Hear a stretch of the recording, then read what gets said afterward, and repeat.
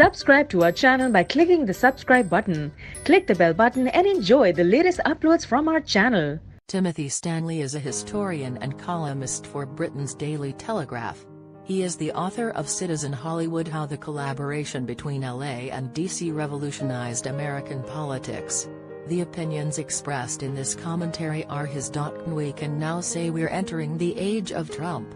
It's been a long march to this moment. Around this time last year, the summer of Scaramucci, Donald Trump's staffing was an unholy mess, his poll numbers hit new lows and the GOP health care initiative died in Congress. Perhaps Trump could not govern, some speculated. But a year later, and just a few months before the midterm elections, Trump is most definitely in charge, and he is changing the character of America step by step. Trump is advancing post-liberal politics in three key areas. First, a foreign policy that is marked by realism, totally undisguised by platitudes or historical sentiments. NATO friends, for instance, have been warned they must contribute more towards the organization's budget. In the Middle East, the United States has thrown its weight behind the unexpected alliance of Israel and Saudi Arabia. And Trump has pulled out of deals that he says weren't working: Iran, or that he doesn't philosophically agree with Paris Climate Accord. His withdrawal from the UN Human Rights Council is emblematic of his approach. We all know the UN is a joke on human rights. Its membership includes dictatorships such as Cuba and China. Critics accuse its members of turning the council into a platform to attack Israel. Trump is simply the first president to do the decent thing and walk away. Second, Trump is pushing forward with what former White House chief strategist Steve Bannon once described as the deconstruction of the administrative state. This is partly about a deregulation agenda. Everything from banking to the environment to repealing the Obamacare individual mandate. But it's also about reversing the tide of what conservatives deride as Obama's "you didn't build that" mentality, with its implication that a big state is an inevitable, benign feature of modern capitalism.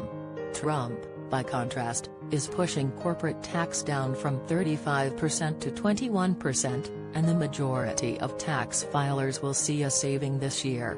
The irony is that Trump has proved you can create jobs in the United States with conservative free market remedies, and yet he still insists on imposing foreign goods tariffs that threaten the supply chains and markets of the very workers he wants to help.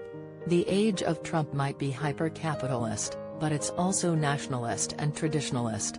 Trump seeks to return to being a country that leads in exports, not imports. He also wants to turn the clock back more generally, which brings us to his third assault on the liberal consensus social policy. The Trump era will be marked by potentially violent conflict over cultural issues that lawmakers have failed for decades to resolve through compromise. Immigration is a stark example.